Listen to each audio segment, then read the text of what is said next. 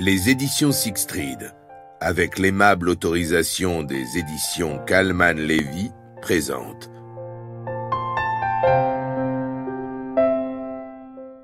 Abigaël, messagère des anges, tome 4, de Marie-Bernadette Dupuis, interprétée par Catherine Gauthier.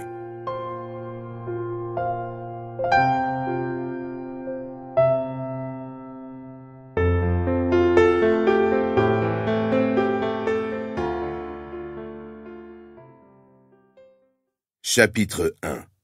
Jour de violence. Angoulême, place du Minage, chez Maxence Vermont. Lundi 4 septembre 1944. Abigaël avait souffert d'insomnie pendant la première nuit qu'elle avait passée à son nouveau domicile. Au lever du jour, elle s'était enfin assoupie, soulagée de se savoir seule dans la maison.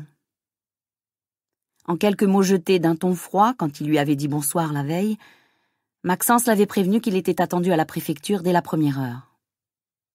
Cependant, elle s'agitait dans son sommeil. Son beau visage à l'ovale parfait frémissait, parcouru par des expressions effrayées, ses paupières ourlées de cils blonds clignaient et ses lèvres tremblaient. Perdue dans les arcanes d'un cauchemar, elle paraissait prête à crier sous l'effet d'une panique viscérale. Des mots résonnaient dans son esprit en un cri unique jailli du fond d'elle-même. Non, non, non! Elle revivait au fil de son mauvais rêve des moments hallucinants, aux allures de combat acharné. La scène se déroulait dans le pavillon situé au fond du parc des Vermonts, à Vars.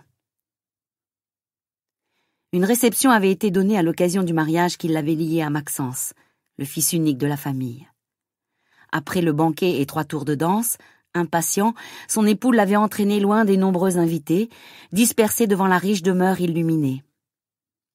Elle entendait encore claquer sur eux deux la porte du pavillon. Une veilleuse luisait sur la table de chevet. Abigaël, épuisée, avait tout de suite senti sur son corps les mains d'un homme un peu ivre qui lui ôtait sa robe, emprisonnait ses seins et se glissait entre ses cuisses. La peur et la révolte l'avaient submergée.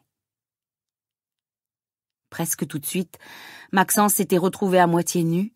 Les traits crispés par le désir, il la poussait vers le lit drapé de satin bleu. Elle s'était débattue, affolée, en criant non à répétition, jusqu'au moment où il l'avait fait taire d'un baiser brutal. « Non, non, non, laissez-moi, lâchez-moi, voyons !» elle avait supplié, en oubliant le tutoiement complice. Mais il s'était montré plus pressant. Au sein du cauchemar où elle se débattait, une certitude s'imposait à elle, un amer constat qu'elle avait fait, déjà, dans l'enfer du pavillon réservé aux jeunes mariés. Sous l'effet de l'alcool et de son instinct viril, Maxence ne ressemblait plus guère à Adrien, son amour perdu, fusillé près de Paris. « Non, je ne veux pas, non! Lâchez-moi, vous me faites mal !» Le hurlement strident lui vrillait les nerfs. Elle se réveilla en sursaut, ouvrit les yeux et se redressa, haletante. Son cœur cognait dans sa poitrine à la même cadence que des coups sourds au rez-de-chaussée. Ce n'était pas elle qui avait crié. « Au secours, je n'ai rien fait! Aidez-moi, au secours !» Les appels montaient de la place. La voix suraiguë lui sembla familière. Elle dominait une rumeur épouvantable, composée de cris sourds, de ricanements et d'insultes. Elle se leva et courut ouvrir la fenêtre. D'abord, une masse agitée lui apparut, dominée par des crânes chevelus, des chapeaux, des épaules et des poings brandis. Des vociférations s'élevaient, odieuses. « Putain boche, sale traîné! On va l'arranger, la catin! La salope, faut la tondre! Au rempart avec les autres! Qu'est-ce qu'elle gigote, la garce! Oui, à mort les collabos! » Une supplique retentit parmi les colibés et les jurons. « Vite, pitié! Au secours !» Sans perdre de temps, Abigaël se rua dans l'escalier et le dévala, sans se soucier de ses longs cheveux châtain clair dénoués et de sa chemise de nuit blanche. D'un geste vif, elle ouvrit la porte et saisit la femme qui s'était réfugiée là et se plaquait contre le double battant. Le tumulte s'amplifia. La rumeur devint une clameur sauvage. « Et elle va pas s'en tirer comme ça, la roulure des cheleux ! Mais la victime de la vindicte populaire s'était ruée dans le couloir et aidait Abigaël à refermer.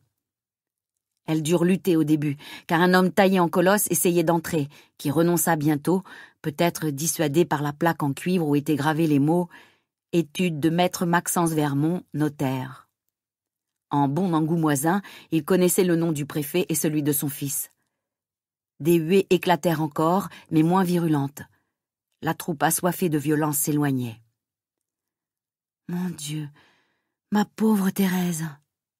murmura Abigaël, qui peinait à reconnaître la belle coiffeuse de la rue de la Cloche Verte. « Oh non, qu'est-ce qu'ils vous ont fait? Ne bougez pas, je vais vous soigner. » La femme demeurait appuyée contre le mur du couloir.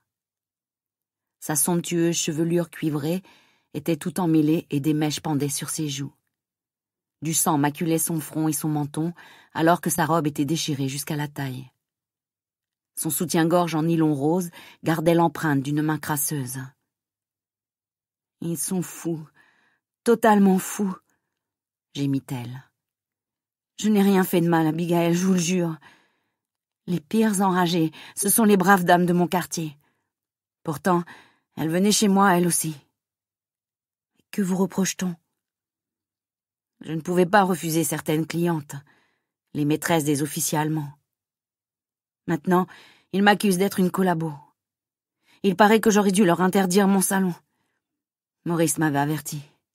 Il voulait que je reste chez ses parents cette semaine encore. Je ne peux pas le croire. Me traiter comme ça, moi. On allait me tondre, vous vous rendez compte? Elle luttait pour ne pas pleurer à gros sanglots. Abigaël voulut l'emmener vers la cuisine, mais elle résista, secouée de longs frissons. « C'est fini, ma petite Thérèse, calmez-vous. Personne n'osera venir vous chercher. Vous êtes en sécurité ici. Je vais préparer du café, ça vous fera du bien.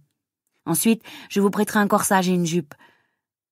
Pourquoi vous aurait-il tondu? Je ne comprends pas. » Thérèse reprit sa respiration en jetant un regard apitoyé sur le doux visage effaré d'Abigaël. « Bah, ça se fait, » marmonna-t-elle. « Ils ont commencé hier. Je l'ai su par ma voisine Amélie, qui est très gentille, elle. C'est la chasse aux collabos, il paraît. En premier, on traque les filles et les femmes qui ont eu le malheur de fréquenter des Allemands. Pardi, c'est moins risqué que de s'en prendre aux miliciens, qui sont souvent armés. Ah, je vous assure, les hommes se régalent. Regardez ces traces. Il y en a un qui en profitait pour me ploter, oui. Ils frappent, ils insultent. Les mégères sont de la partie, et elles se déchaînent, les ciseaux dans la poche et la tondeuse prête à servir. Seigneur, j'ai échappé à ça, mais jusqu'à quand? » Abigaël avait écouté, très pâle. Elle était écœurée autant que révoltée. « Je n'arrive pas à concevoir de tels agissements, » avoua-t-elle tout bas. Angoulême a été libéré vendredi soir. Samedi matin, les gens se réjouissaient, et la ville était en fête. Pourquoi font-ils des choses pareilles? Thérèse haussa les épaules, puis elle esquissa un sourire amer. C'est le temps des règlements de compte et des vengeances. Et ça ne fait que commencer. Peut-être qu'ils vont s'en prendre à Maurice. Imaginez qu'il lui sabote son taxi parce que c'est mon mari. Elles échangèrent un regard angoissé. Néanmoins, Abigaël tenta de raisonner la coiffeuse. Non, dans votre entourage, tout le monde doit savoir que le frère de Maurice est mort, torturé par la Gestapo. Ayez confiance, Thérèse. Maxence est absent, mais dès son retour, il vous aidera. Vous êtes innocente et nous le prouverons. Et Arlette? Arlette?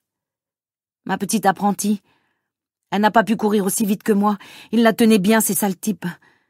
Si je vous disais, Abigaël, il y avait des gosses de 13 ou 14 ans dans la foule tout à l'heure. Ils tiraient sur nous avec des lance-pierres. J'ai reçu un caillou en plein front. Un peu plus, j'avais un œil crevé. Qu'est-ce qu'ils vont lui faire à cette pauvre Arlette? Je sais où ils la conduisent. Sur le rempart du Nord. Pourquoi là-bas? S'étonna Abigaël, qui tremblait d'émotion et de nervosité. Ah, bien sûr. Vous n'êtes pas au courant. Ils vont déloger les prostituées d'une maison close. Elles recevaient des boches. Comment faire autrement? Leur patronne prenait l'argent où il était. Elles vont passer un sale quart d'heure. Si Arlette se retrouve au milieu d'elles, ils ne feront pas de différence.